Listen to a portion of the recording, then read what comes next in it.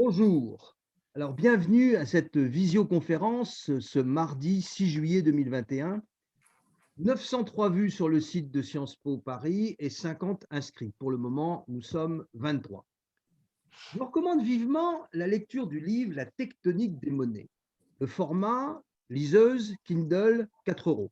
Le format broché 16,67 € sur Amazon.fr. Les 6 auteurs, Jean-Paul Bedbez, Laurent Bloch, Nathalie Janson, Vincent L'Orphelin, Pascal Ordonneau et Michel Vold, sont les intervenants de ce soir. Ils sont tous membres, comme moi-même, de l'Institut de l'économie. L'Institut de l'économie, c'est un think tank qui favorise la compréhension de la troisième révolution industrielle de 1980.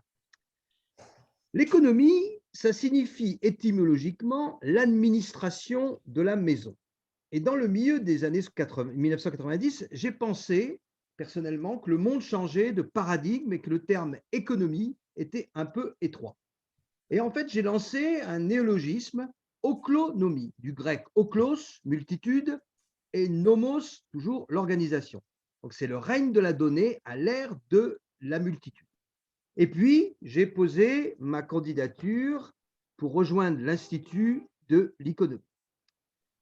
Alors, les 6 auteurs, Jean-Paul Bedbez, que vous voyez, les intervenants, ils sont tous membres de l'Institut de l'économie. Et comme je viens de le dire, c'est un institut qui a, entre autres ambitions, de favoriser la compréhension de cette troisième révolution industrielle. Si on reprend le terme économie, du grec ékon, l'image, et nomos, toujours l'organisation, c'est une société dont l'économie, les institutions et le mode de vie s'appuient de façon par hypothèse efficace sur la synergie de la microélectronique, du logiciel et de l'Internet. C'est un modèle qui, par hypothèse, serait parvenu à l'efficacité, à l'équilibre dans le monde qu'a créé cette troisième révolution industrielle de 1980. L'économie, c'est un repère posé à l'horizon du futur pour faire apparaître les conditions nécessaires à une réalisation. La réalisation, c'est l'œuvre de la multitude. Ce sont des individus qui forment cette multitude, qui est une communauté créative, reliée, connectée et mobile. Et le cerveau d'œuvre, qui est ce réseau maillé collaboratif, se substitue progressivement à la main-d'œuvre. Et ce repère est essentiel parce qu'en fait, il indique la direction de sortie de crise. Alors évidemment, l'économie ne correspond pas encore à l'économie de la société actuelle, mais nous pensons que nos sociétés sont en crise parce qu'elles ne sont pas encore parvenues à cette maturité par l'informatisation. La tectonique des monnaies. Revenons à notre livre. Après le Bitcoin, les crypto-monnaies arrivent. Notre époque, elle connaît un grand chambardement avec des révolutions technologiques, climatiques, géopolitiques, religieuses, sanitaires.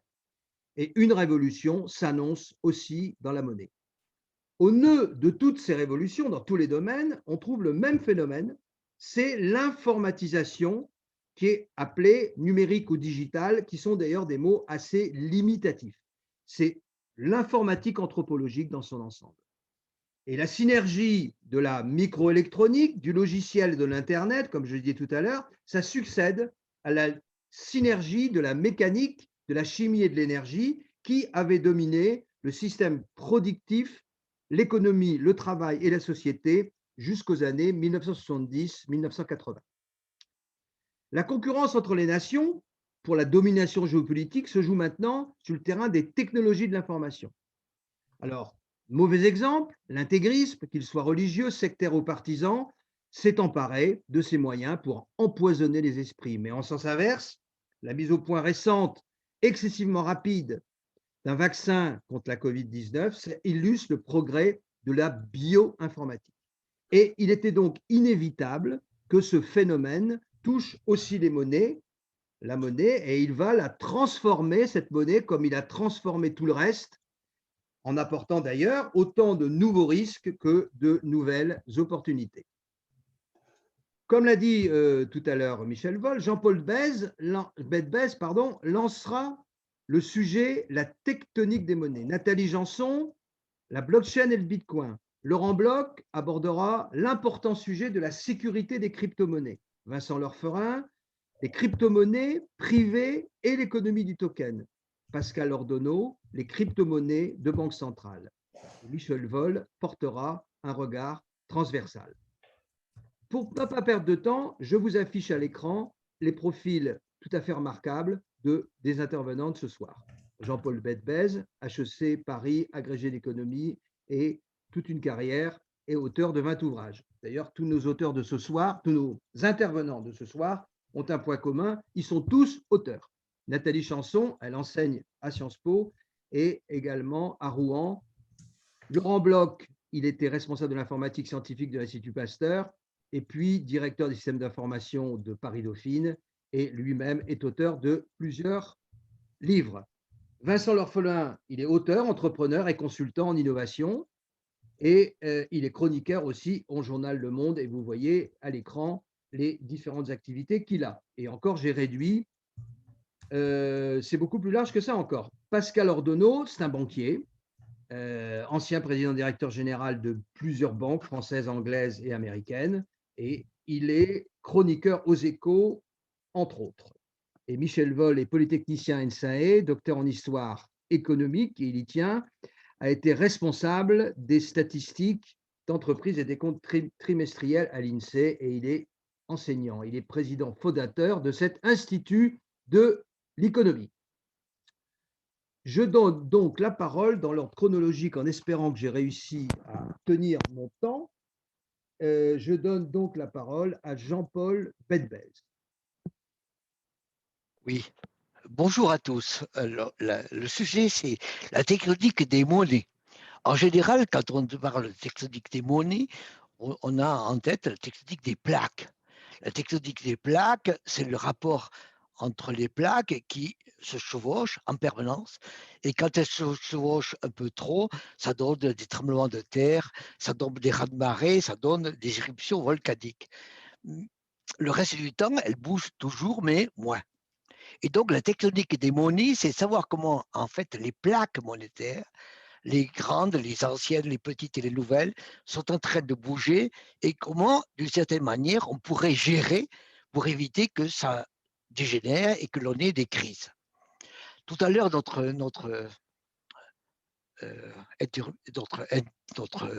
amphitryon parlait beaucoup de grec. Et alors, effectivement, tectonique, c'est aussi du grec. Tectone, ça veut dire architecte, charpentier. Et au fond, la tectonique des monnaies, c'est la charpente des monnaies. Et à quoi ressemble cette charpente des monnaies? Quelles sont les poutres, les grandes, les petites et les moyennes, qui d'une certaine manière financent ou structurent la vie dans laquelle nous sommes et d'une certaine manière aujourd'hui peuvent nous inquiéter. Aujourd'hui, dans cette charpente des monnaies, il faut regarder au fond trois grandes charpentes, trois grandes monnaies. La première, la plus grande, c'est évidemment le dollar, qui représente à elle seule 90% des échanges de monnaie, dollar contre euro, dollar contre yuan, dollar contre yen, etc. La deuxième charpente, la deuxième poutre de cette charpente, c'est l'euro, qui représente environ 30% des échanges. La troisième, plus petite, et qui est en train de monter, c'est celle qui, avec 5%, 10%, c'est le yuan. Bien sûr, il y a le yen, il y a aussi la livre sterling et autres, mais d'une certaine manière, elles ne jouent pas dans la même catégorie. On a la grande, historique, majeure, dominante, c'est le dollar. La seconde, qui a 20 ans, c'est l'euro et qui se déroule pas si mal au fond. Et celle qui veut apparaître, de se développer de plus en plus, c'est le yuan. Donc on a une charpente à trois poutres. Simplement, ces trois poutres, évidemment, sont différentes. Elles sont différentes pour les raisons économiques. Si on prend le PIB, évidemment, le PIB américain, le premier du monde, avec 21 trillions de dollars. Le second PIB, c'est la Chine, avec à l'heure actuelle 15 trillions de dollars. Et le troisième pilier, la troisième poutre, c'est la poutre européenne, la zone euro, avec 13. Donc on a trois poutres 21, 15, 13. Évidemment, les monnaies ne sont pas uniquement des questions de PIB. Il y a aussi les populations, et les populations sont évidemment très différentes. Autour de 300 millions de personnes aux États-Unis, 1,4 milliard en Chine et 3 et quelques millions, un peu moins, en zone euro. Simplement, parler d'économie, c'est bien, parler des populations, c'est bien, mais jamais une économie ne s'est développée, jamais une monnaie s'est développée sans armée. Et au fond, il faut regarder derrière qui défend ces poutres, qui défend ces organisations. Et c'est là que l'on a effectivement 700 milliards à peu près, qui sont chaque année dépensés pour la poutre américaine, à peu près 250 pour la poutre chinoise, aidée par la poutre russe pour 60 milliards, ce qui fait à peu près 300 et quelques milliards pour la poutre sino-russe, et après 300 milliards pour la poutre de la zone euro. Donc au fond, on a 3 poutres qui sont vraiment très différentes en ordre de grandeur, en ordre de taille, et dont, évidemment, on le sait, la poutre européenne est proche et s'appuie sur la poutre américaine. Voilà donc ce qui se passe dans cette tectonique, dans cette charpente dans laquelle nous vivons. Alors après, on peut se dire, mais comment est-ce que ces 3 poutres fabriquent une charpente? Comment est-ce que ces 3 poutres s'organisent? Et c'est là qu'il y a un paradoxe, parce que normalement, ces 3 poutres, a priori, ne se regardent pas ou ne se parlent pas. Quand vous parlez de la politique monétaire de la Banque centrale américaine, elle dit, moi je m'occupe du dollar, un peu, mais du dollar parce que je veux qu'il n'y ait pas trop d'inflation et je veux de l'emploi. Et donc la poutre américaine regarde devant elle, un peu comme des couloirs des sprinteurs, elle regarde l'inflation et le chômage chez elle. La poutre européenne regarde l'inflation, et l'inflation seulement d'ailleurs, chez elle. Et quant à la poutre chinoise, elle regarde ce que dit le parti. Donc en fait, on aurait 3 poutres qui a priori auraient des visions parallèles. Et tout le miracle, c'est que ces 3 poutres parallèles devraient se retrouver, et c'est ça la tectonique des monnaies. Comment est-ce que les parallèles se réunissent? Et c'est là que je laisse la parole à mes petits camarades. Merci, au revoir. Nathalie, merci, bravo. Nathalie Janson, la blockchain et le Bitcoin. Ah, problème de micro. Nathalie, il faut brancher son micro. Ça peut servir pour une… Voilà, pour être certaine de ne pas créer d'interférence, j'en ai oublié de remettre mon micro. Voilà, je vais essayer d'être aussi claire et brève que Jean-Paul qui a introduit le sujet. Donc, voilà, dans le livre, j'ai donc consacré le chapitre au Bitcoin, et je vais essayer en fait de donner le message clair que j'ai voulu faire passer dans ce chapitre inséré dans le livre. Donc, le Bitcoin, en fait, ce qui est intéressant à retenir, c'est effectivement comment il va en fait semer le trouble et introduire la graine qui va peut-être faire naître plein d'autres innovations. Et c'est en cela que le Bitcoin est intéressant, parce qu'il va au-delà des autres tentatives précédentes qui ont pu avoir lieu de monnaie digitale, de e-monnaie. Et pourquoi il va plus loin? Parce qu'en fait, il va permettre une transaction directement, donc de pair à pair, avec un niveau de sécurité beaucoup plus élevé que ce qui était alors proposé jusque-là. C'est là que réside en fait son innovation, le caractère disruptif, comme on aime à le dire, de son innovation, puisqu'il va permettre à 2 personnes de s'envoyer en fait des bitcoins avec un niveau de sécurité extrêmement élevé, et de garantir en fait l'unicité de la transaction. et son caractère infalsifiable. Et en plus, il va le faire de façon relativement rapide et à moindre coût.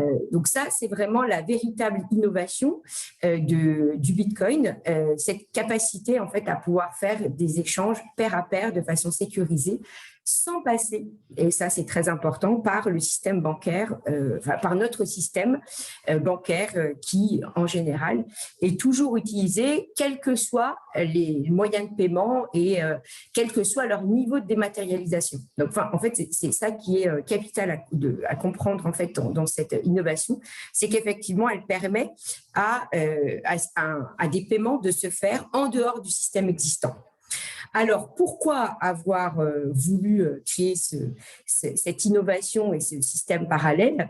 Et alors là, entre en jeu le projet Bitcoin avec tout le mystère qui plane autour de lui à travers sa figure, en tout cas le nom qui a été donné de Satoshi Nakamoto, qu'on prête donc à ce groupe d'ingénieurs, de développeurs qui l'aurait lancé. Et ici, c'est vraiment, c'est pas un hasard, ils l'ont lancé à l'issue de la crise de 2008. Pourquoi à l'issue de cette crise? Eh bien parce que leur idée, c'était de dire on est arrivé au bout de notre système bancaire et financier qui n'est plus contrôlable. Et ça, je pense que c'est important, c'est très important dans le projet qu'ils ont porté. Et ça explique aussi les caractéristiques qu'ils ont voulu donner à ce Bitcoin. Le constat, c'est qu'effectivement, notre système financier et bancaire est très complexe. Voilà, Jean-Paul nous a un peu donné l'idée de cette complexité, puisqu'on a des différents systèmes qui cohabitent et qui ne se regardent pas. Mais néanmoins, en fait, ça circule entre ces systèmes. Et c'est ce qui fait sa complexité. Et donc, face à cette complexité, l'idée, c'est qu'un système centralisé, en fait, n'est plus gérable. Et donc, pour preuve, eh bien, la crise. La crise parce que les banques centrales ne sont pas capables, en fait, de maîtriser leurs banques dont l'activité déborde largement de leur espace d'autorité. Et c'est bien ça, fondamentalement, le problème. Et l'autre problème, c'est que ces banques participent à la création monétaire de façon aussi incontrôlée. Et il faut donc essayer de retrouver une sorte de système où la création monétaire n'est plus incontrôlable. Donc ça, c'est une des obsessions en fait dans le design en fait du Bitcoin. Et on retrouve un peu quelque part finalement une idée qui était chère à certains, aux monétaristes en particulier à Friedman, avec l'idée qu'il faut dépolitiser la monnaie et faire en sorte que cette monnaie retrouve des règles objectives de croissance pour qu'on puisse maîtriser le système. Donc, si on veut, le Bitcoin, on pourrait presque voir une espèce de règle monétaire 3.0 à la Friedman.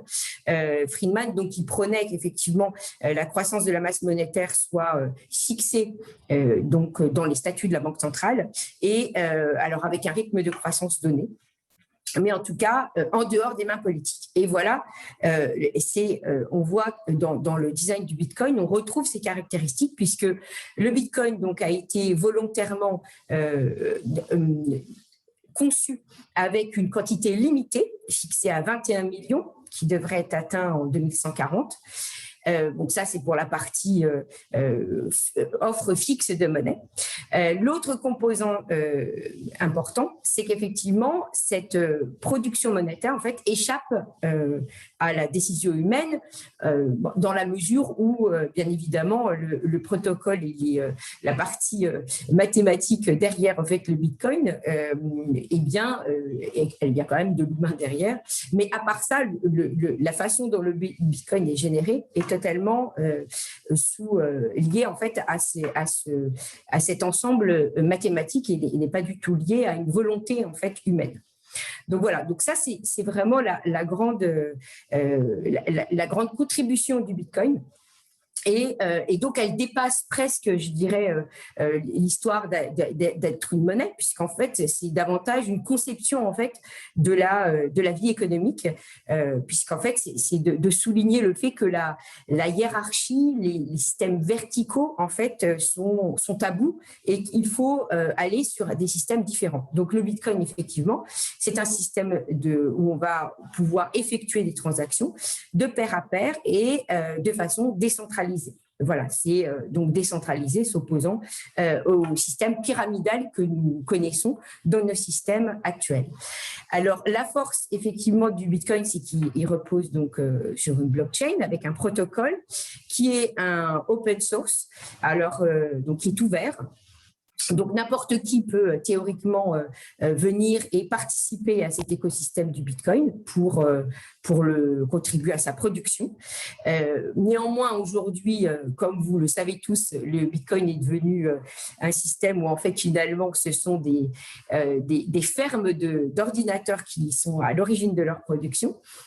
Voilà, ça a fait la une récemment puisque la Chine fait la chasse aux mineurs de façon très ordonnée et très efficace, ce qui a expliqué une partie donc de la forte baisse du Bitcoin récemment. Et en effet, donc ces systèmes de ferme, ce sont donc des machines puissantes au niveau informatique qui permettent sa production. Donc, pour que ce système fonctionne, il faut donc effectivement des participants, donc ces fameux fermes d'ordinateurs.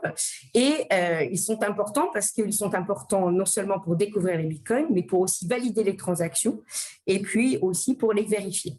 Donc, le niveau de sécurité est garantie en fait par l'utilisation de ce qu'on appelle un système de validation des transactions qui est ce qu'on appelle la preuve de travail. Et c'est à la fois ce système de validation qui est à l'origine de son niveau de sécurité, mais aussi de son défaut, qui est d'être en fait relativement lent lorsqu'il s'agit de processer les transactions par rapport au système que l'on connaît nous. Vous avez sans doute entendu dire qu'effectivement, le nombre de transactions par seconde qui est effectué par le système Bitcoin est bien moins efficace que celui qui est effectué par les cartes de crédit, par exemple. Bon, même si en fait, on ne compare pas tout à fait la même chose. Oui. 8 minutes 46, je suis un peu désolé, donc… Oui, j'approche de la conclusion. Donc, ici, en fait… Non, Nathalie, tu termines là, parce que tu as largement dépassé le temps qui t'était imparti. Donc, tu arrêtes et on passe la parole à Jean-Paul. Alors, non, pardon, à Laurent. Parler de l'importance de la sécurité des crypto-monnaies. Laurent, désolé Nathalie, mais… Bon, j'avais mis mon minuteur, désolé. Aucune importance. Oui, bonjour. Alors, je vais donc vous parler de la sécurité des crypto-monnaies en me concentrant essentiellement sur les deux principales, le Bitcoin, qui est celle dont on parle le plus, mais Ethereum également, qui comporte des aspects supplémentaires intéressants dont il est bon de parler. Alors, au préalable, avant de se préoccuper de la sécurité des crypto-monnaies, il faut se préoccuper de la sécurité des systèmes informatiques des utilisateurs, que ce soit des entreprises ou que ce soit des particuliers. Parce que les crypto-monnaies, bien entendu, reposent sur la détention d'informations secrètes pour que, bien sûr, quiconque ne puisse pas, qui sont l'équivalent de la signature de vos chèques sur les carnets de chèques. Donc, si les entreprises ou les particuliers utilisateurs disposent d'ordinateurs entièrement vulnérables aux attaques par des escrocs ou par des voleurs, bien sûr, toutes les précautions prises par les créateurs de crypto-monnaies seront vaines. Et d'ailleurs, il semble qu'une grande partie de la masse monétaire des crypto-monnaies soit de cette façon-là détournée. Il semblerait que dans la masse monétaire du Bitcoin, il y ait à peu près 20% de la masse monétaire dont on ne sache pas du tout où elle est. Et il est éventuellement possible qu'elle soit simplement perdue parce que, comme les crypto-monnaies, c'est comme l'argent liquide. Si on perd le support physique et informatique de la masse monétaire que l'on détient, eh bien, on l'a complètement perdue. C'est comme si on jette des billets de banque dans la cheminée. Donc, il y a déjà ça. On suppose, pour que la sécurité des crypto-monnaies soit assurée, que l'utilisateur ait un système d'information sûr. Ça, c'est un préalable absolu. Alors, je ne vais pas vous faire un cours de sécurité informatique, mais je vous renvoie aux références sur le sujet. Enfin, j'ai moi-même écrit avec quelques co-auteurs un bouquin sur le sujet, mais il y en a d'autres. Il faut savoir qu'il faut absolument avoir un système informatique protégé des attaques pour utiliser des crypto-monnaies à partir de lui. Les gens qui utilisent ça avec des systèmes non protégés s'exposent à des détournements de fonds, tout simplement. Et il semble que ce soit une pratique courante. Alors, les crypto-monnaies reposent sur 3 piliers techniques. Alors, la base du système, c'est la chaîne de blocs, ce qu'on appelle la blockchain en anglais. Alors, c'est un protocole extrêmement robuste, extrêmement sûr, tout à fait génial. Hein. Il ne faut pas avoir peur de mots. On ne sait jamais qui a créé cette technologie, mais celui ou ceux qui ont fait ça sont des génies. Hein. C'est vraiment un système extrêmement intéressant, extrêmement robuste, qui n'a encore jamais été pris en défaut par lui-même. Hein. Il y a eu des attaques extérieures sur les utilisateurs, mais le système en lui-même est extrêmement robuste. Et soit dit en passant, d'ailleurs, il pourrait être utilisé pour des tas d'autres choses que la monnaie. Et d'ailleurs, je pense que dans l'avenir, c'est surtout dans ces autres applications qu'il trouvera sa véritable expansion. Hein. Je pense qu'il y a des tas de choses pour lesquelles on peut imaginer l'usage de la blockchain. Donc, un protocole extrêmement efficace, extrêmement sûr, extrêmement robuste. Ensuite, le second pilier des crypto-monnaies, c'est le mécanisme de création. Alors là, les différentes crypto-monnaies diffèrent. Hein. Le Bitcoin a un système de création par minage qui repose sur un processus qui devient de plus en plus compliqué avec le temps et qui est borné quantitativement dans le temps. C'est-à-dire, comme il a été rappelé précédemment par Jean-Paul et par Nathalie, la masse monétaire en Bitcoin est une grandeur bornée, ce qui me semble une idée un peu bizarre, parce que ça veut dire la crise de liquidité est built-in, si j'ose dire. Elle est incorporée dans le processus lui-même. Et on sait que les crises de liquidité, ce n'est pas très intéressant. C'était au cœur de la crise de 1929. Et donc, on peut s'en méfier. Le Bitcoin, donc, utilise un système de minage majoritaire, anonyme. Alors déjà, une monnaie, la monnaie par définition, ça suppose une certaine confiance. Alors à partir du moment où elle est créée par des gens anonymes dont on ignore, la confiance qu'on peut leur accorder est quand même limitée. Et puis, donc, il semble bien que ce processus de création monétaire a été largement accaparé par des organisations mafieuses ou gouvernementales occultes.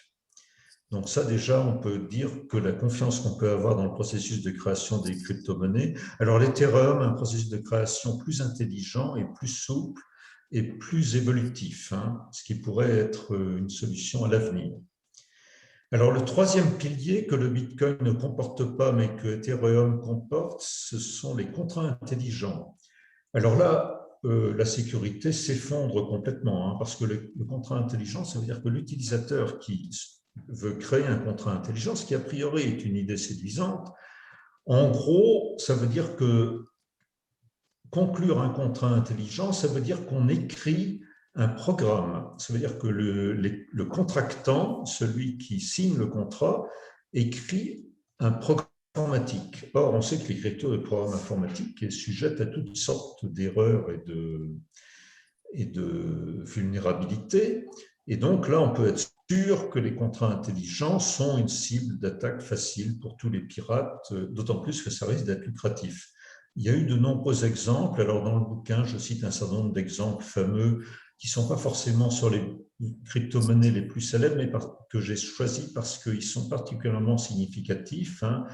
Il y a eu des exploitations de failles dans des protocoles apparemment intelligents utilisés pour certaines crypto-monnaies comme le Zerocoin. A priori, le Zerocoin, qui était un système à preuve à divulgation de connaissances nulles, était un truc extrêmement intéressant, mais une erreur de programmation triviale a permis de créer un trou de 750 000 $. Enfin bref, il y a des… Laurent, tu as 7 minutes.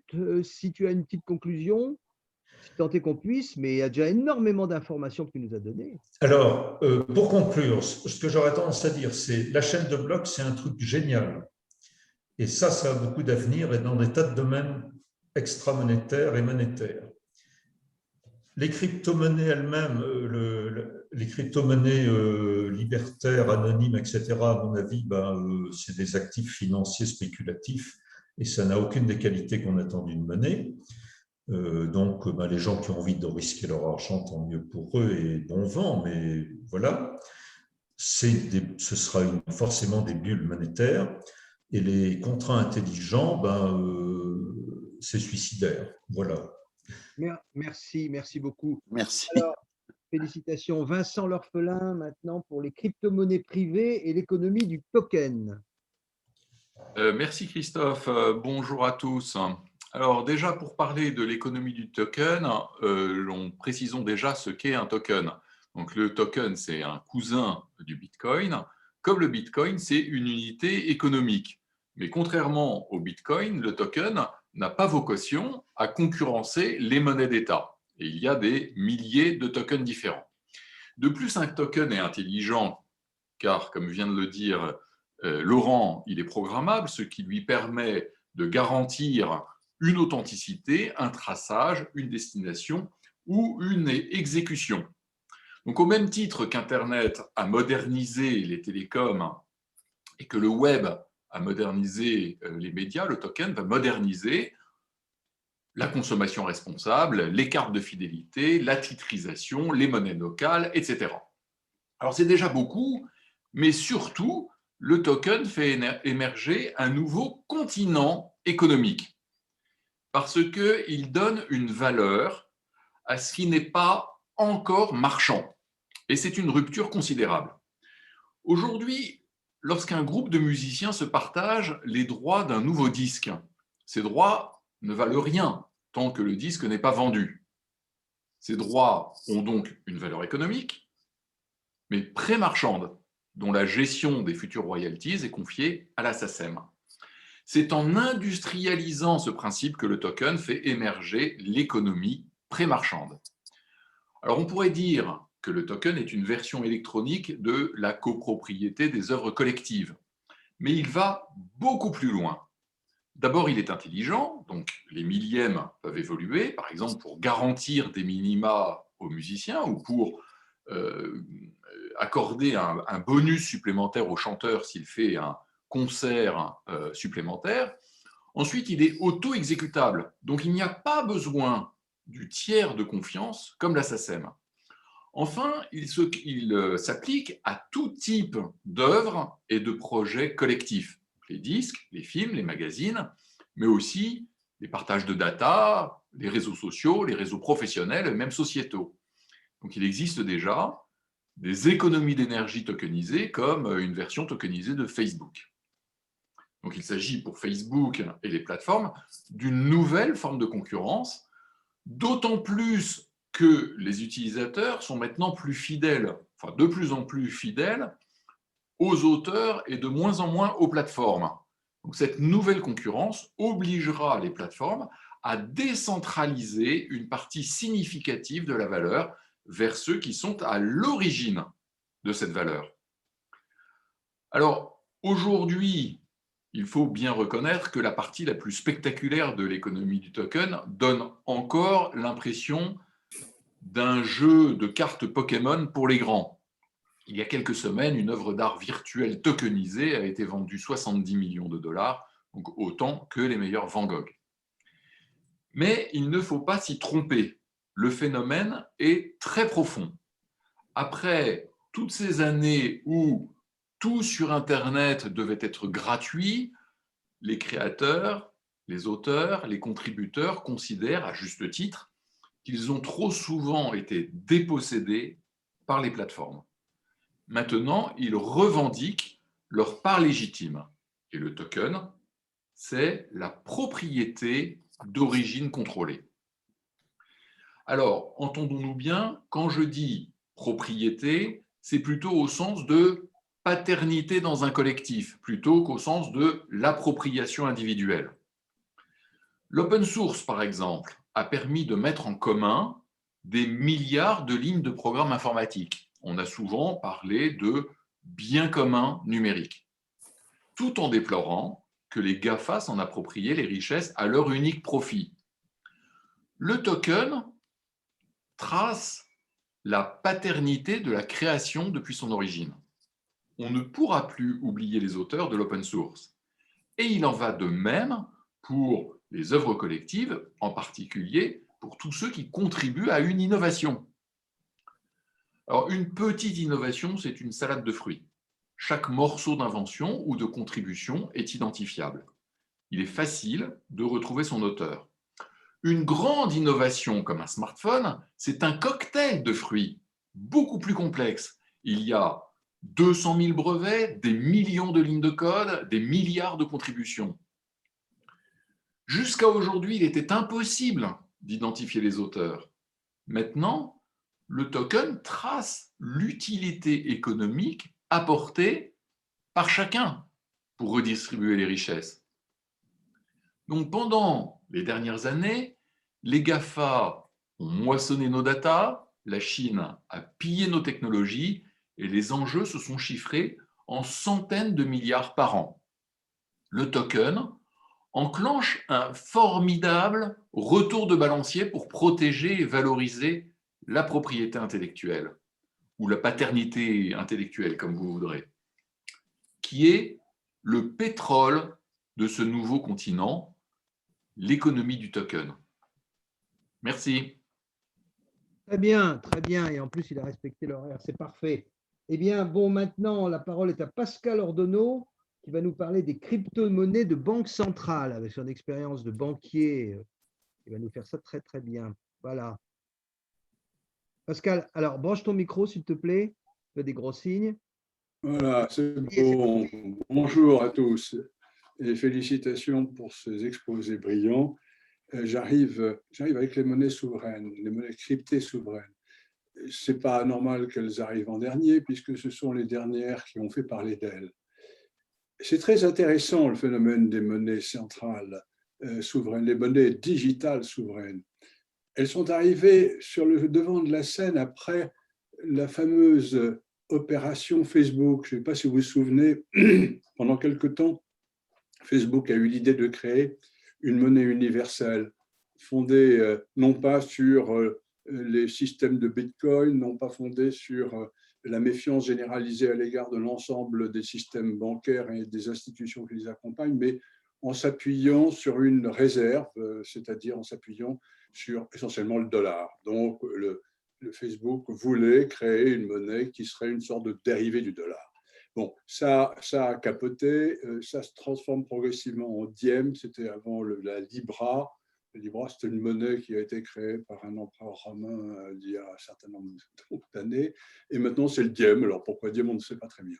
En revanche, ce qui est intéressant, c'est qu'à cette occasion, eh bien, les Chinois se sont sortis un petit peu de la forêt. Ils ont expliqué que, bien sûr, il y a cette proposition de Facebook, mais quand même, eux, ils sont en train de lancer une monnaie souveraine, digitale, et qu'ils sont très en avance sur tout le monde pour le faire, et en particulier dans le domaine des brevets. Alors, quel est l'intérêt, en fait, pour les Chinois de lancer une monnaie digitale souveraine? Qu'est-ce que c'est d'abord qu'une monnaie digitale souveraine? C'est une monnaie digitale, c'est-à-dire qu'elle ne passe pas nécessairement par les comptes, elle passe par des ordinateurs, elle passe par des inscriptions sur des ordinateurs. Pourquoi créer une monnaie digitale souveraine? Ça tient essentiellement au fait pour les Chinois pour trois raisons. La première, c'est que La monnaie de compte, la monnaie que vous utilisez habituellement, celle qui est au travers de vos chéquiers et voire de vos virements, de vos prélèvements, eh bien cette monnaie, elle n'est pas disponible systématiquement pour tout le monde. Il faut un réseau bancaire, il faut des banques. Et il n'y a pas de réseau bancaire ni de banque partout. Nous sommes des privilégiés, les Chinois ne le sont pas, ainsi qu'un certain nombre de pays sur la Terre. Par ailleurs, les Chinois, et c'est très embêtant, parce que quand vous avez des gens qui ne sont pas branchés sur les systèmes de paiement de l'économie, eh bien, ce sont des consommateurs qui disparaissent et qui fonctionnent avec des monnaies un peu rétrogrades, que sont les monnaies fiduciaires. La deuxième raison pour laquelle c'est intéressant de créer une monnaie digitale souveraine, c'est qu'à l'heure actuelle, les paiements en ligne suivent la consommation en ligne. Et qui dit paiement en ligne, dit paiement entre les mains de plateformes qui voient brutalement passer des milliards de dollars, des milliards d'euros, des milliards de ce que vous voulez. Et ces masses monétaires passent finalement quelque peu à côté des banques centrales qui sont censées gérer ces masses monétaires. Donc, la recherche de la création d'une monnaie digitale souveraine a pour objectif aussi de donner la possibilité à un pays de récupérer ou en tout cas de protéger sa souveraineté monétaire. Et ça, c'est le troisième point. Souveraineté monétaire, mais qu'est-ce que ça veut dire? C'est tout simplement, la monnaie, ce n'est pas du tout un truc technique, contrairement à ce qu'on imagine. On s'imagine que le Bitcoin est en train de révolutionner la monnaie, on s'imagine beaucoup de choses, alors que la monnaie, ça n'est pas un sous-produit technologique. La monnaie, c'est un phénomène fondamentalement psychosociologique. Vous n'avez pas de monnaie si vous n'avez pas de confiance, vous n'avez pas de monnaie si on n'y croit pas, c'est-à-dire s'il n'y a pas de croyance. Et le grand sujet autour des monnaies digitales souveraines, par exemple, c'est de faire accepter l'idée de ces monnaies et de les faire accepter par l'ensemble de la population.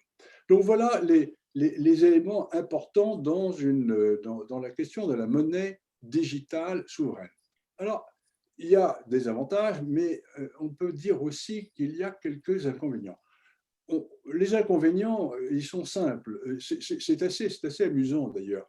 Si une monnaie digitale réussissait, en d'autres termes, si nous arrivions, par exemple les Chinois arrivaient à convaincre les citoyens chinois de placer leur argent en monnaie digitale ou utiliser abondamment la monnaie digitale par opposition à la monnaie traditionnelle, la monnaie de compte ou la monnaie fiduciaire traditionnelle, eh bien, on pourrait avoir des risques de fuite devant ces monnaies traditionnelles, ces monnaies de compte, ces monnaies fiduciaires, au profit de la monnaie digitale.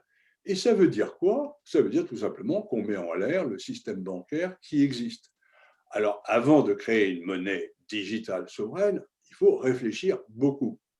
Le deuxième point, c'est que lançant une monnaie digitale souveraine, on suppose et on présuppose que tout le monde sait utiliser un ordinateur, tout le monde sait utiliser des protocoles de paiement en ligne, ce qui n'est pas forcément évident. Donc, il y a des risques vis-à-vis de gens qui sont dans un état de faiblesse ou qui ne sont pas suffisamment formés aux nouvelles technologies.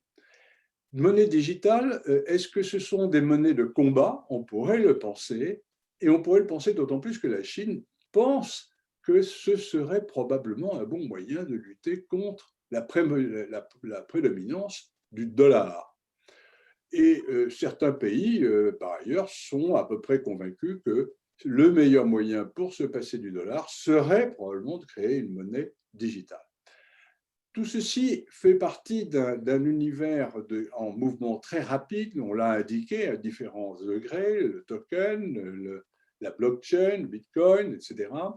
On est dans un univers qui bouge beaucoup et où les États, en fait, s'efforcent quelque part de courir après l'innovation, de courir après la transformation. Et les monnaies digitales souveraines sont une des façons pour eux d'essayer de rattraper un temps qu'ils ont un peu perdu, ainsi que d'ailleurs les banques commerciales dont elles ont la responsabilité.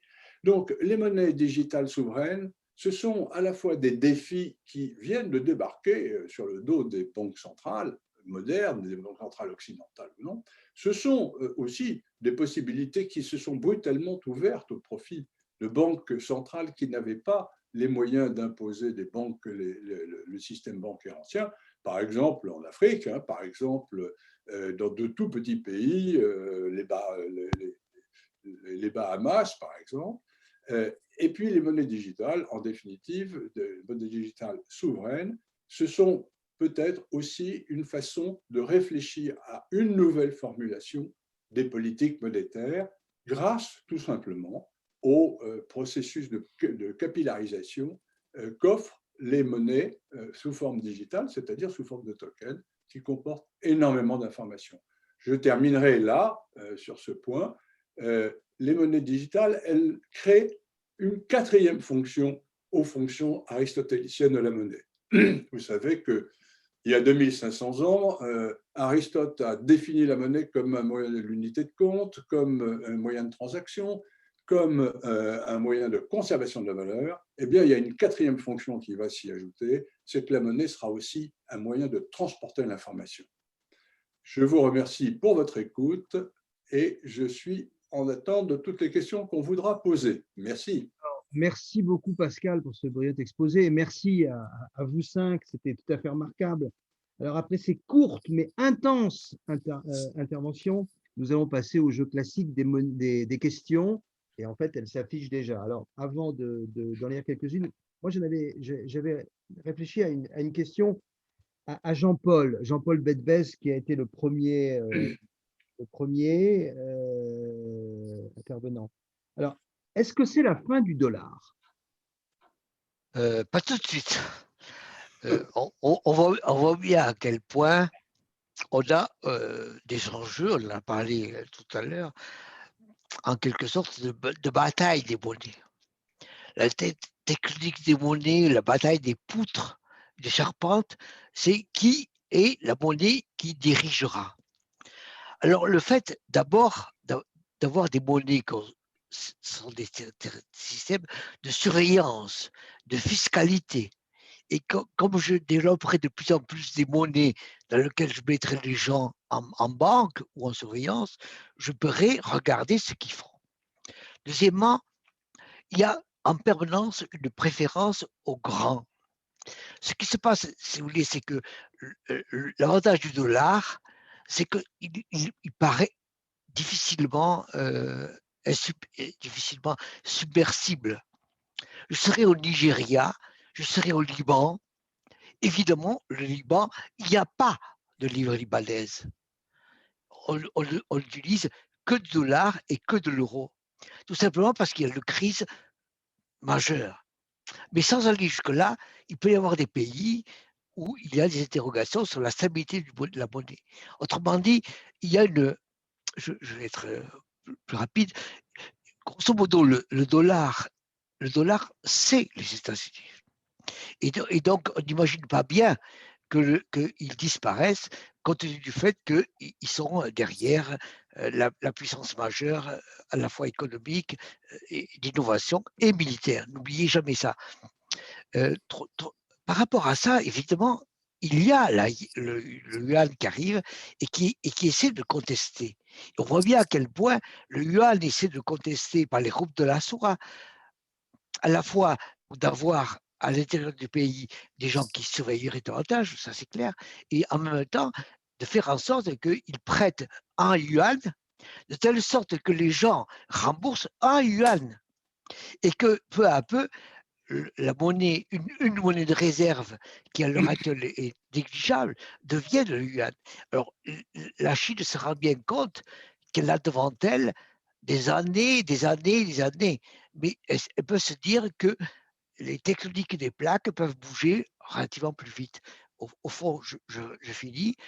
Le dollar, aujourd'hui, demain, après-demain, est toujours là.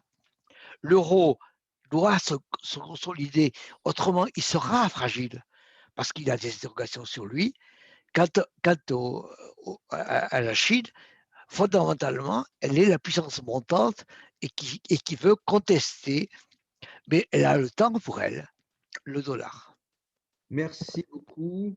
Alors, je vous permettez, je vais le chat commence à se remplir. J'ai une question de Marc Bradford, qui est d'ailleurs vice-président de notre groupe 1980. 1980, date symbolique de cette troisième révolution industrielle. Alors, Marc, qui est enseignant en finance et ancien banquier, écrit: l'économiste Patrick Artus, invité des Matins de France Culture il y a quelques semaines, a fourni une vision très négative du Bitcoin et de son avenir, prévoyant même sa disparition à moyen terme. Ce n'est pas vraiment une monnaie, dit-il, et il fonctionne surtout comme instrument spéculatif. Qu'en pensez-vous? Alors, Laurent Bloch, déjà, lui répond par écrit. Il dit: entièrement d'accord sur ce point avec Patrick Artus, le Bitcoin ne possède aucune des qualités que l'on attend d'une monnaie, et c'est aussi l'avis de Michel Aglietta. Alors, je pense que ça peut être une réponse à plusieurs. Non, je pense que c'est pour Nathalie, cette question. Plus Nathalie, pardon. C'est vrai. Oui, alors je vais me permettre de répondre. Bien évidemment, aujourd'hui, le Bitcoin il ne représente pas les caractéristiques rappelées par Pascal précédemment, d'unité de compte, de moyens de paiement et de réserve de valeur. Néanmoins, ce qui est important, ce que j'ai essayé de donner comme message, c'est qu'en fait, l'innovation était justement dans la capacité de pouvoir se passer des tiers de confiance que nous avons dans nos systèmes bancaires et qui permettent de valider les transactions. Voilà, donc c'est ça son innovation. Donc, on ne devient pas une monnaie, c'est pas quelque chose d'instantané. Une innovation créée par le Bitcoin, c'est ça, c'est-à-dire de créer une autre façon de valider des transactions sans avoir besoin du système bancaire. Bon, j'ai pas de boule de cristal, bien évidemment. Je peux pas dire si ça débouchera sur, s'il survivra. Néanmoins, il a posé une pierre intéressante et peut-être ne sera-t-il pas celui qui sera la crypto-monnaie du futur, mais en tout cas, il a ouvert la voie à des améliorations puisqu'il est basé lui aussi sur des protocoles open source. Donc, moi, je serais effectivement moins négative parce que je pense qu'on regarde le phénomène avec nos lentilles d'aujourd'hui et qu'il y a un côté innovation de rupture qui n'est pas toujours facile à évaluer pour le futur. Donc, je ne jetterai pas aussi vite le bébé et l'eau du bain. Merci beaucoup. Alors, une question de Manuel Seva. Une monnaie digitale permet-elle un contrôle accru des dépenses consommateurs et donc une surveillance monétaire? Alors, je vous propose de répondre à la question parce qu'elle est très souvent soulevée en ce qui concerne en particulier les tentatives, les projets chinois de monnaie digitale. On imagine tout de suite, si vous voulez, les Chinois injectant de l'information, puisque c'est ce que je vous ai indiqué tout à l'heure, une monnaie digitale souveraine ajoute une quatrième dimension qui est la dimension de l'information. Alors, ça, c'est le grand truc à la mode. Moi, j'y réponds d'une façon extrêmement simple. Je ne vois pas en vertu de quoi les monnaies digitales souveraines sont plus dangereuses que les monnaies digitales privées. Et j'en prends d'ailleurs pour exemple que vous passez votre temps, comme moi d'ailleurs, à cliquer « j'accepte, j'accepte, j'accepte » toutes les diffusions de données qui vous concernent, et n'importe quelle donnée. Donc, aller dire que les monnaies digitales sont le cheval de Troie de l'intrusion individualisée des pouvoirs les plus malsains, c'est une plaisanterie. En revanche, ce que je pense, c'est que puisqu'elles vont porter de l'information, elles vont permettre certainement des politiques monétaires beaucoup plus subtiles, beaucoup plus efficaces et beaucoup plus proches du citoyen que cela n'était auparavant. Il faut toujours se souvenir que pour beaucoup d'économistes, la monnaie est quelque chose de très difficile à gérer, qu'à une époque pas si lointaine, la monnaie n'était qu'un voile. Maintenant, la monnaie sera et pourra être, pour un pouvoir politique, effectivement, un moyen d'intervenir directement. Rappelez-vous le grand regret de M. Trump, qui aurait bien voulu pouvoir signer lui-même tous les chèques envoyés aux différents différents agents économiques et citoyens américains dans le besoin, eh bien, il y aurait eu une monnaie digitale avec des informations. Ben voilà, ça aurait été très simple, il aurait eu qu'à appuyer sur un bouton et les 150 millions de pauvres Américains auraient reçu leurs $150 de subvention. Donc non, les monnaies cryptées, elles ne se caractérisent pas par des intrusions particulières, les monnaies cryptées digitales, les monnaies digitales souveraines en particulier, elles ne sont que, elles vont être, à mon avis, des instruments beaucoup plus riches d'intervention dans les domaines économiques et dans la politique monétaire. Merci. Alors, j'ai une question pour Vincent L'Orphelin, qui nous a, d'ailleurs, j'ai bien aimé au passage son parallèle avec la SACEM, avec le droit d'auteur musical. Le token, la question pour Vincent, c'est le token est-il une menace ou une opportunité? Alors, on peut faire un parallèle en disant, comme Internet, le web ou le commerce électronique, c'est une menace pour ceux qui l'adopteront tard et une opportunité pour ceux qui l'adopteront tôt, mais avec une amplitude beaucoup plus forte, parce que le protocole Internet a changé le secteur des télécoms, le web a changé le secteur des médias, le commerce électronique a changé le secteur de la distribution. Le token, lui, change non seulement un secteur, mais il change l'économie elle-même. Donc, c'est une menace et une opportunité, mais puissance 10. D'accord, OK. Et une autre question aussi pour toi, Vincent. Quelle politique pour le token? Alors, évidemment, il y a toute la politique réglementaire, mais ça, je pense que… alors déjà, les choses sont en cours, hein, et même si récemment, le gouverneur de la Banque de France est en train de presser l'Europe de réglementer de manière beaucoup plus dure cet environnement-là, je vais plutôt me prononcer sur la politique d'accompagnement. Alors, pour l'accompagnement, je pense qu'on peut être beaucoup plus volontariste, hein, parce qu'on a vu que c'est la propriété intellectuelle et le pivot de l'économie du token. Et pour l'instant, aujourd'hui en France, malheureusement, les entrepreneurs sont hostiles au brevet parce qu'ils considèrent que c'est cher, compliqué et indéfendable. Donc, résultat, les PME françaises protègent 2 fois moins que les allemandes. Et si on parle de la blockchain, hein, aujourd'hui, si je regarde au niveau géopolitique, on a pour la blockchain et les crypto-monnaies 4000 brevets au niveau chinois, 1000 au niveau américain et seulement 200 au niveau européen. Donc, il faut absolument rentrer en gamme, enfin en puissance, et ça, on peut le faire grâce à une politique volontariste. Ça a été fait par la Chine, ça a été fait par Google. Les deux étaient historiquement hostiles au brevet et à la propriété intellectuelle. La Chine, parce que philosophiquement, le confucianisme valorise la copie du maître par l'élève. Et Google, lui, il était dans la philosophie open source, donc il se croyait contradictoire avec la propriété intellectuelle. Les deux ont fait volte-face. La Chine a doublé il y a 2 ans les États-Unis en tant que première puissance déposante mondiale, et Google a rejoint Apple dans le top 10 des sociétés qui déposent dans le monde. Donc, je pense que l'économie du token va favoriser très largement les pays les plus inventifs, dont fait partie la France, à condition qu'elle se protège.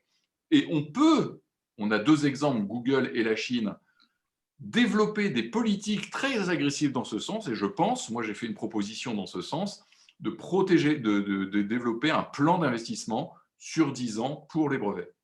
Très bien, merci. À ce stade, je voudrais donner la parole un peu à Michel Vol, puisqu'il est aussi Monsieur Loyal, et puis n'oublions pas qu'il est co-auteur de ce livre. Est-ce que tu veux nous faire un commentaire transversal à ce stade? On tient très bien le timing, tout va très bien.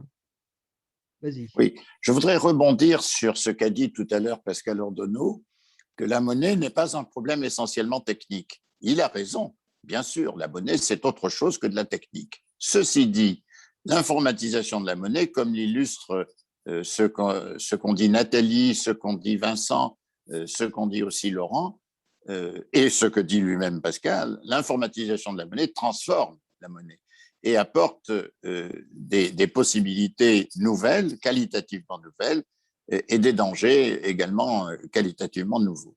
Alors, je ne sais pas si vous savez, le mois dernier, 2 grands économistes français, Tirole et Blanchard, ont remis un rapport au président de la République dont le titre est, je crois, les grands enjeux économiques du moment.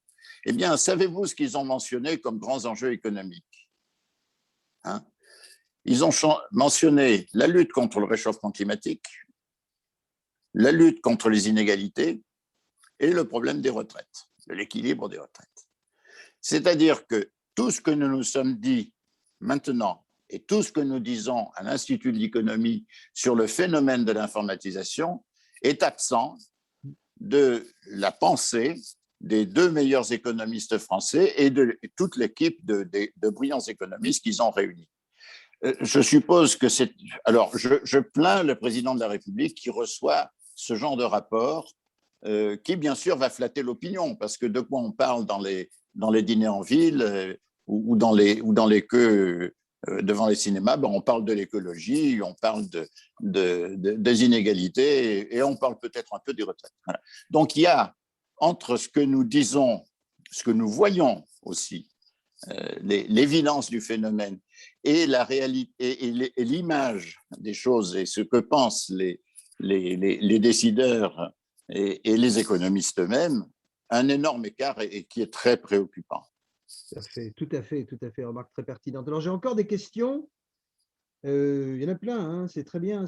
Les gens jouent le jeu. Et puis, moi, on en avait préparé quelques-unes. Alors, on va redonner la parole à Nathalie. Quel avenir du Bitcoin avec le développement justement des monnaies numériques des banques centrales? Est-ce que c'est une espèce de… Voilà. Oui, bien sûr, elle se pose puisque naturellement dans les pays comme les nôtres où la stabilité monétaire est importante, il est sûr que le Bitcoin nous apparaît comme une originalité, on ne voit pas trop son intérêt, on voit surtout sa volatilité. Donc, si jamais il y avait des monnaies digitales banque centrale, on est quasiment, enfin, on se dit que de toute façon, la monnaie digitale banque centrale serait préférée au Bitcoin, puisque voilà, on voit guère l'intérêt de l'utilisation du Bitcoin de fait de sa volatilité. Maintenant, effectivement, il faut replacer aussi le Bitcoin dans le contexte mondial, et c'est vrai que ce qui est vrai dans certains pays ne l'est pas forcément dans d'autres. Et donc, c'est pour ça que le Bitcoin peut aussi avoir un intérêt pour d'autres pays. Alors, je sais que Pascal va faire une plaisanterie sur le fait que le Salvador a décrété le Bitcoin il a décrété comme cours légal. Il dira que c'est normal puisque c'est une économie corrompue et donc c'est à peu près normal qu'il la décrète comme monnaie à cours légal. Mais voilà, donc à part cette vision, voilà, j'entends bien l'argument également, mais disons que comme je disais précédemment, le Bitcoin, voilà, il a cet intérêt parce qu'il fonctionne sur un procédé de validation qui est différent de notre système, mais bien, comme l'a bien souligné justement Pascal, les États ne se laissent pas faire puisqu'ils réagissent en créant, donc en essayant de voir dans quelle mesure ils peuvent avoir des monnaies numériques banque centrale et sans doute que le Bitcoin aura moins d'intérêt dans les pays à stabilité monétaire. Néanmoins, il peut jouer le rôle de garde-fou, c'est-à-dire cette espèce de monnaie qui existe parallèlement et qui peut faire en sorte que du coup les États se comportent mieux, pour certains en tout cas. Merci beaucoup Nathalie. Alors on revient à Jean-Paul Bedbez. Oui. Quelle stratégie chinoise pour développer le yuan? Merci. Effectivement, ce qu'on voit dans cette discussion, c'est une bataille des monnaies et des banques centrales. En fait, il y a quelques jours, le gouverneur de la Banque centrale française a dit « Nous devons aller plus vite pour développer le e-euro ». Et nous, Banque de France, nous devons aller plus vite aussi. Pourquoi a-t-il dit ça? D'abord, parce qu'il voit évidemment l'évolution de la Chine. Il se dit, si la Chine se développe, elle faut se développer dans son pays, mais aussi en Afrique. Et il va y avoir un territoire nouveau dans lequel la yuanisation pourrait se développer et qui est l'Afrique. Autrement, par rapport à ce qui était dit, le euro n'est pas contradictoire avec la banque. Il serait contradictoire avec la banque si je n'avais pas de compte en banque. Il y aurait un risque énorme si le euro était parallèle à la banque. On va développer, en fait, ça dépend de ce qui sort, mais à l'heure actuelle, les banques partout disent « moi, je veux développer un euro, mais qui sera aussi géré par moi à côté des comptes traditionnels ». Quel est le problème majeur de ces nouvelles monnaies? C'est que une nouvelle instabilité peut apparaître. La Chine va développer son yuan pour être la monnaie de la Chine, de l'Asie et de l'Afrique pour une bonne part. Et si les autres se mettent à avoir du retard, en particulier l'Europe, la place sera prise. Et il y a à l'heure actuelle des discussions aux États-Unis, parce que les États-Unis se disent, mais pourquoi développer le dollar alors qu'il n'y a rien de mieux que le dollar? Mais non, il faudra aussi qu'ils s'y mettent. Donc je résume, le yuan fait partie de la stratégie chinoise, à la fois pour, en quelque sorte, mettre dans le système monétaire et bancaire plus de gens en Chine. On appelle ça l'inclusion, si vous voulez, mais on a oublié depuis le début que ça permet aussi de fiscaliser. D'accord. Je continue. Ça permet donc d'avoir la Chine, ça permet d'avoir l'Asie et ça permet d'avoir l'Afrique. Très bien. Alors, toujours pour Jean-Paul, est-ce que c'est le cas? J'en sais rien. Pourquoi l'Europe patine-t-il? Est-ce que vraiment il patine, l'Europe? L'Europe. Non, l'Europe patine pas. Non, je crois, alors, je veux dire honnêtement, l'Europe, n'oublions pas quand même que le système de paiement européen est un des systèmes les plus performants du monde, que depuis une dizaine d'années, sous l'égide d'ailleurs aussi de la BCE, les systèmes de paiement en gros ou en détail qui existent en Europe ont été améliorés de conditions considérables.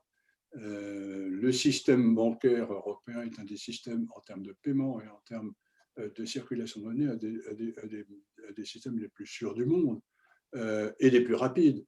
Je dirais que les prétentions du Bitcoin est une monnaie sont littéralement écrasées par les qualités du système de paiement européen. Ce à quoi pense l'Europe essentiellement, c'est que si on crée une Europe, une e-monnaie, une monnaie digitale européenne, ça répond un peu à la question qui a été posée par Jean-Marc Lévy. C'est que on engage nécessairement une réflexion extrêmement approfondie sur l'organisation du système bancaire, ou très directement de l'ensemble des systèmes de gestion des moyens de paiement, d'épargne, d'investissement et de conservation de la valeur. C'est pas rien. Ce sont quand même des choses qui sont essentielles. Et si par hasard on crée une monnaie digitale sans se préoccuper des aspects que je viens de décrire, alors on est sûr qu'on va directement à la catastrophe, c'est-à-dire à la perte de croyance dans la valeur de la monnaie. Et le jour où ça arrive, vous avez une économie qui s'effondre, tout simplement, puisque les échanges ne sont plus possibles. Donc, non, ne pensons pas que l'euro, la BCE, l'Europe est en retard. Pensons surtout que l'Europe était beaucoup moins motivée pour des innovations de ce genre. Pensons surtout au fait que quand on dit qu'il va y avoir peut-être un euro digital et qu'on va avoir sûrement un yuan digital et qu'on aura peut-être, on ne sait jamais, un dollar digital, je vous laisse imaginer les problèmes informatiques colossaux qui vont en résulter en termes d'échange. Car ce qu'on ne dit pas, c'est que les protocoles sur lesquels reposeront ces e-monnaies ne seront sûrement pas les mêmes et qu'elles dépendront de brevets, justement, ce qu'évoquait très justement Vincent L'Orphelin, de brevets qui seront peut-être incompatibles. Ce n'est pas parce que vous dites « j'ai fait de l'informatique avec de la monnaie » que vous avez résolu les problèmes. Vous avez peut-être créé beaucoup de problèmes. Je pense à ce qu'a dit Laurent. Donc, voilà, non, pour terminer, réellement, je pense que l'Europe avance son chemin et que, bon, l'enjeu n'est pas si considérable à l'heure actuelle. Très bien, merci. Alors, écoutez… Ajoute un mot. Pardon, je t'en prie. Juste un mot par rapport à ce que dit Pascal et ce que j'ai lu sur la monnaie hélicoptère. Il n'est pas impossible aussi que les freinages par rapport aux e-monnaies soient aussi des freinages par rapport à la monnaie hélicoptère. C'est-à-dire ce que disait tout à l'heure un collègue, quelqu'un Trump aurait envoyé des chèques en direct. Maintenant, ça pourrait être fait. Autrement dit, on aurait une politique monétaire et budgétaire qui serait beaucoup plus rapide et beaucoup plus facile. Et donc, la e-monnaie peut aider beaucoup plus aisément et beaucoup plus rapidement à résoudre les problèmes économiques. C'est pour ça. Ce que dit Jean-Paul est très important parce que c'est ce que j'appelais la capillarisation de la monnaie. En d'autres termes, quand on voulait faire de l'expansion monétaire pour pouvoir relancer la consommation, le seul truc qu'on pouvait faire, c'était de balancer de l'argent en achetant des créances des banques et puis en rajoutant, etc. Ce qu'on pourra peut-être faire avec des monnaies digitales, encore une fois, c'est d'envoyer l'argent chez, tiens, Nathalie a besoin de soutien, hop, on lui envoie parce qu'on sait, on l'a repéré dans un système parce que elle a les coins qui ont servi de monnaie ont regardé les traces de ses difficultés monétaires. Voilà, si on veut donner un exemple. Mais ça, c'est la révolution, c'est ce qu'on appelait tout à l'heure, hein, la révolution des politiques monétaires et des systèmes bancaires. Bien, merci beaucoup à tous. Alors, à ce stade de la conférence, je voudrais qu'on fasse un petit exercice, c'est-à-dire qu'on a la chance d'avoir les 6 auteurs, j'ai bien dit les 6 parce que Michel est là aussi, les 6 auteurs, donc vous avez chacun rédigé un chapitre dans ce livre que je recommande chaleureusement, La tectonique des monnaies. Alors, en fait, moi, je voudrais vous donner à chacun, tour à tour, la parole. Alors, tout à l'heure, vous aviez 7 minutes, on va peut-être faire un peu plus court, une espèce de synthèse par rapport à ce que vous avez écrit, ce que vous avez défendu, on le sait, puisqu'on a les thèmes qui ont été cités. Alors, on commence par qui? Quelqu'un qui n'a pas parlé depuis longtemps, Laurent. Dis-nous, à la limite, pourquoi tu as écrit ce livre? Est-ce que tu es content de toi? Enfin, où est-ce que je veux dire quoi? Une espèce de synthèse par rapport à votre chapitre et votre rapport comme co-auteur du livre, La tectonique des monnaies. Alors, non, je ne suis pas spécialement content de moi parce que, bien sûr, on aurait pu dire beaucoup plus de choses sur ce sujet passionnant. Je retiens 2 idées. Enfin, une idée que j'emprunte à Jean-Paul Bedbez, et parce que je regrette qu'il ne l'ait pas dite ici aujourd'hui. Il a dit un jour, la solidité d'une monnaie, c'est sa dette. Et à mon avis, ça, c'est une idée où on n'y pense pas. Mais ce qui fait la solidité du dollar, c'est que si on a des bons du trésor américain, on sait que c'est solide. Le yuan ne concurrencera jamais le dollar parce que les bons du trésor chinois, on sait très bien que si M. Xi Jinping décide de les annuler demain, c'est terminé. Les bons du trésor en euros, tiens, justement, ça n'existe pas. Ça va peut-être commencer à exister, mais pour l'instant, ça n'existe pas. C'est bien dommage, et c'est ce qui fait que l'euro ne peut pas concurrencer le dollar. Alors, les bons du trésor de la communauté du Bitcoin, je vous laisse penser ce que ça vaut quasiment rien. Plus exactement, c'est volatile, c'est quand même très embêtant. Une deuxième chose que je voudrais dire, c'est par contre la blockchain, alors peut-être pas pour la monnaie, mais la blockchain, la chaîne de blocs, c'est vraiment un truc génial. Ça peut servir pour toutes les applications de type notariat, de type contractuel, de type cadastre, par exemple. Je vois que l'Éthiopie a passé un contrat avec une entreprise française pour développer justement des applications d'état civil dans des conditions, l'Éthiopie, les conditions géographiques sont assez difficiles et en plus politiques aussi. Et donc, voilà, Merci. la blockchain, c'est génial. Merci. Michel Vol. Oui, si je veux dire mon avis dans l'ensemble. D'ailleurs, dans ce livre, j'ai joué un rôle relativement modeste d'éditeur et de compilateur et de discuteur avec les divers auteurs qui sont des experts de la monnaie. Jean-Paul, Pascal, Vincent, beaucoup plus que je ne le suis moi-même. Ceci dit, ce qui m'a paru important dans l'idée de tectonique des monnaies, ce n'est pas la même chose que ce qu'a dit Jean-Paul tout à l'heure avec son image des poutres, d'ailleurs très, très intéressante. Moi, ce que j'ai vu, c'est la situation actuelle qui est un continent unique dominé par le dollar de façon écrasante, un peu comme la Pangée au Carbonifère. C'était un continent unique entouré par un vaste océan.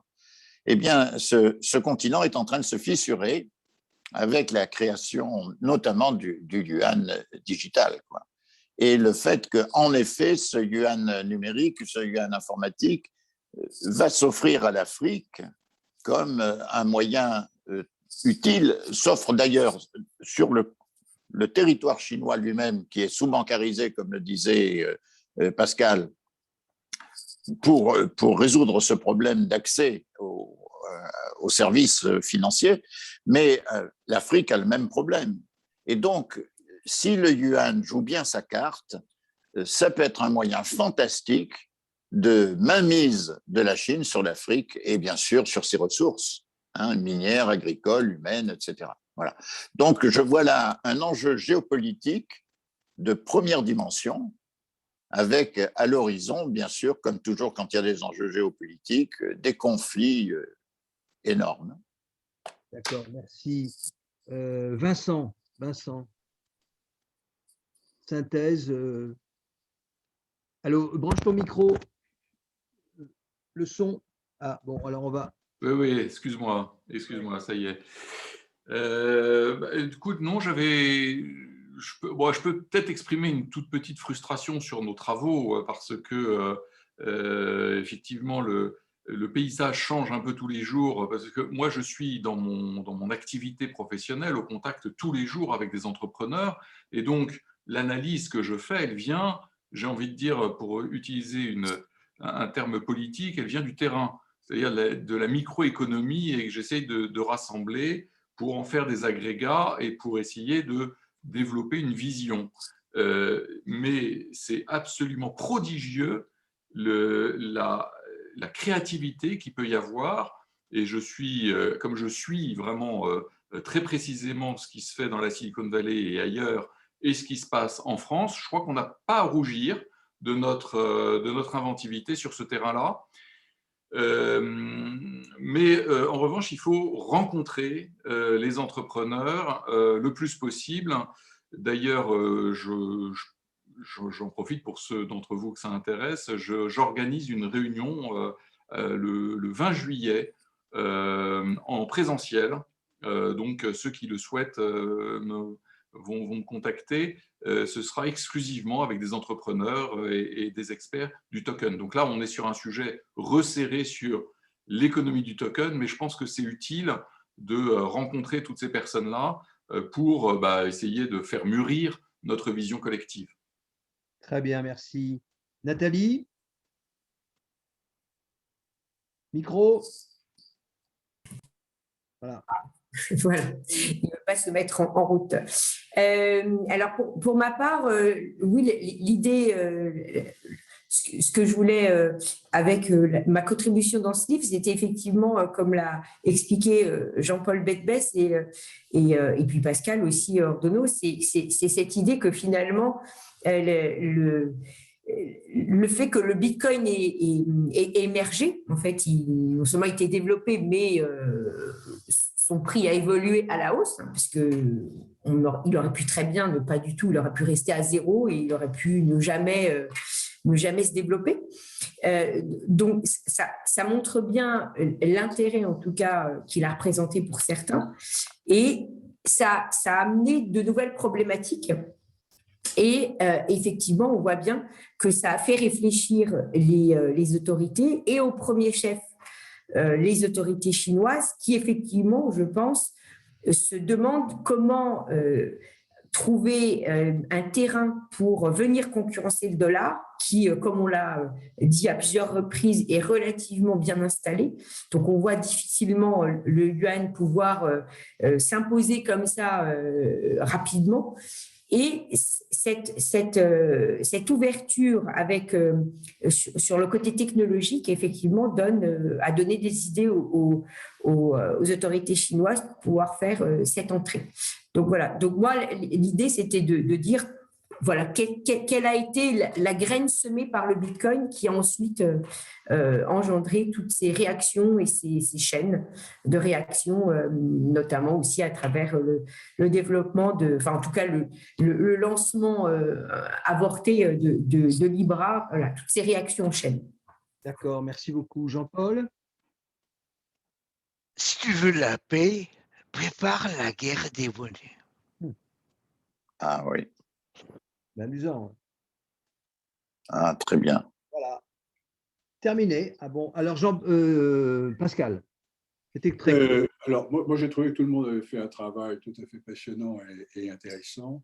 Si je devais formuler un regret, ce n'est pas du tout sur les topos qui ont été faits sur les monnaies elles-mêmes, hein, mais sur le fait qu'on ne s'est pas attardé si longtemps que ça sur les problèmes purement informatiques. Alors moi, je ne suis pas un informaticien, donc je suis très mal placé pour venir expliquer qu'il fallait parler davantage d'informatique, mais je n'ai pas été étranger au fait qu'on en parle dans ce topo, dans cet ensemble de réflexions. Et je crois progressivement, on voit de plus en plus que la question de la sécurité informatique est devenue non pas un gadget ou un truc accessoire, mais quelque chose d'essentiel. Et je voudrais terminer en disant qu'on oublie trop, beaucoup trop, que la question des monnaies, ce n'est pas encore une fois une question de marchands qui veulent travailler en se passant des banques. La question des monnaies est aussi une question de sécurité des paiements et une question de sécurité des avoirs. Et tant qu'on n'aura pas remplacé le système qui a été mis en place au bout de 300 ans pour garantir que n'importe quelle personne utilise son argent sans crainte et le place dans ses économies, dans des institutions sans crainte non plus, on n'aura pas résolu le problème. Donc le vrai problème, il est quand même d'abord et avant tout là. Merci beaucoup. Alors, est-ce que parmi nos participants, il y a quelqu'un qui a envie d'ouvrir son micro et de s'exprimer, pas forcément sous forme de questions, mais de réagir? C'est ouvert. Si je peux. Je m'en doutais. Vas-y, Jean-Marc. Mais... Bon, je vais essayer d'être bref, comme tu me donnes 2 minutes. Ouais, si vous voulez, moi je m'étonne quand même qu'on parle de monnaie numérique, mais la plupart d'entre vous ne savez pas comment marche l'Internet et donc comment marchent les monnaies numériques et comment marchent les échanges de messagerie numérique, entre autres.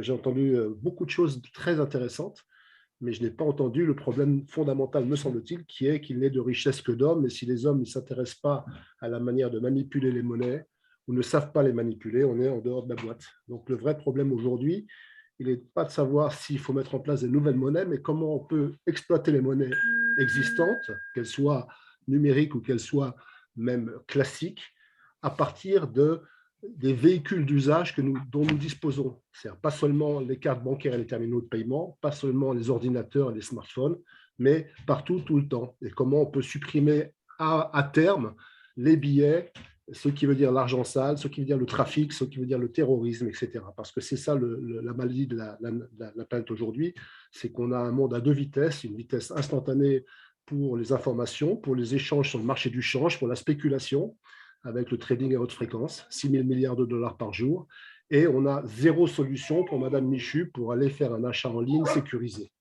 Et donc, notre problème aujourd'hui est là. J'ai développé des solutions qui partent du savoir-faire des serveurs. Comment est-ce qu'on peut, par exemple, quand on s'appelle WhatsApp, organiser des échanges de pair à pair sécurisés en temps réel avec des images et de la messagerie. Et on a de faire du paiement par WhatsApp. Et comment on pourrait faire ça sans utiliser un smartphone, sans chercher d'application, mais en utilisant un bête téléphone avec ce que tout le monde sait faire aujourd'hui, c'est une numérotation en tapant des chiffres sur un clavier et éventuellement écouter des messages et y répondre au cours d'une communication sur n'importe quel téléphone. Donc, ce sera l'objet d'une communication qu'on va faire avec Christophe, je l'espère, prochainement. Et je vous invite à suivre cette idée. Bien, je ne veux pas non plus… Alors, est-ce que nos experts veulent répondre? Parce que c'est peut-être quand même un peu provocateur. Hein. Moi, je ne veux surtout pas supprimer le billet. Oh. Oui, pardon, vas-y Jean-Paul. Je dis, il ne faut surtout pas supprimer le billet. Il faut supprimer le billet de 100, 200 et 500 euros. Oui. Non, mais pas… Excusez-moi Jean-Paul, il ne s'agit pas de supprimer l'argent, il s'agit de le remplacer par quelque chose d'exécutable. Non, mais je n'ai rien à comprendre. Il s'agit de garder le billet. Le billet pour les petites coupures, c'est extrêmement important pour garder la confiance des gens. Bien sûr, la monnaie, oui, bien sûr. La monnaie, les pièces de monnaie. Non, pas la monnaie, le billet. Si vous voulez que ce soit un billet, ce sera un billet, mais les petites coupures, oui, bien sûr. Bien, écoutez, bon, on approfondira peut-être par la suite. Je voudrais peut-être simplement une réponse, mais c'est un commentaire. Oui. C'est pas moi qui l'ai fait d'ailleurs, c'est quelqu'un, je crois, de la Banque de France qui a dit nous, on est totalement pour l'accélération la plus rapide, la plus forte possible de paiement, dans les conditions les plus fantastiques, que ce soit de la milliseconde, etc. Mais on vous rappelle quand même que lorsque vous avez donné un ordre et qu'il s'applique très vite, eh bien, si vous avez donné un mauvais ordre, il s'appliquera très, très, très vite. D'accord. Michel, tu veux t'exprimer encore un peu avant qu'on remercie tout le monde? Non, moi, j'ai trouvé tout ça fort intéressant. J'espère que les participants ont été également intéressés.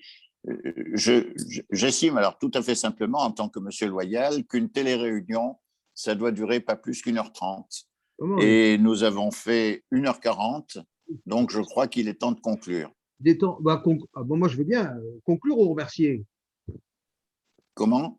Conclure en disant que la réunion est terminée, et puis que voilà. Non, du point de vue de l'hygiène physique et mentale, 1h30, c'est la bonne durée. Voilà. Donc, bon, évidemment, remerciement déjà d'avoir écrit ce livre que je recommande chaleureusement. Et merci aux experts qu'on ait eu la chance d'avoir ce soir devant un auditoire de qualité aussi à Sciences Po, où d'ailleurs Nathalie enseigne aussi. Et puis, merci également à Sciences Po Alumni, et en particulier, je pense à Julie Rousseau, qui, avec beaucoup de compétences et de disponibilité, permet tout l'aspect des invitations techniques et puis le mécanisme de ce Zoom. Voilà. Bon, écoutez, je ne vais pas paraphraser, je vous remercie chaleureusement. Je remercie on a eu une pointe à 30 personnes physiques présentes, ce qui est très bien. Et puis, n'oublions pas qu'il y a un replay et que par la suite, il restera des suivis possibles. Et on ne peut que recommander la réflexion au sujet de l'économie. Voilà. Eh bien, bonsoir à tous. Au revoir. Merci Christophe. Bonsoir.